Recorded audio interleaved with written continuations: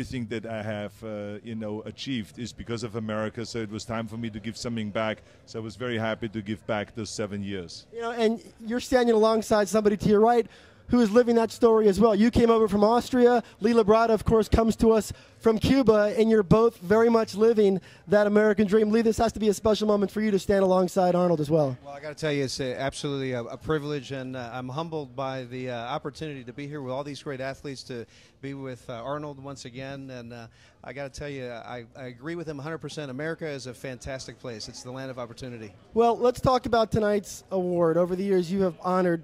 First of all, let me just say that I want to just say something complimentary about Lee, because he has been one of those guys that after he was finished competing, he didn't think about himself. He thought about how do we promote the sport and go out and be a good spokesperson, and he has done an extraordinary job. So he is one of those great idols of mine, because he's out there doing something that will benefit everybody. So congratulations. Thank you, Arnold.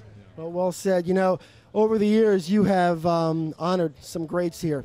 And we've also said goodbye to some greats. A few years back, we talked about the passing of your good friend, Dredge Park. We talked about the passing of your iconic good friend and founder of the IFBB, Ben Weider. Well, just a few short weeks ago, we also said goodbye to somebody, Jack LaLanne, somebody who came to Columbus year in and year out and supported this industry. Another really big loss.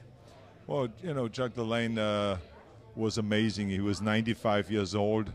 I remember at the age of 93, he was on my plane, and we were flying to the East Coast, and he sat there in the back seat, and all of a sudden he lifted his leg up, and he touched his knee to at his nose, and the foot was up on the ceiling of the plane. And I said to myself, wait a minute, you're 93 years old. What are you doing?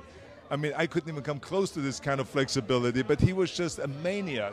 He was doing stretching exercises every day, and he was working out every day until he died. It was amazing. He was an amazing human being. An extraordinary man. It's funny. We talk so much about how you continue to represent this community as its greatest ambassador. You spent 7 years in the governor's mansion, and I'd love to know, in that role, what was your greatest representation of the nutrition, fitness, and bodybuilding community in that role as governor?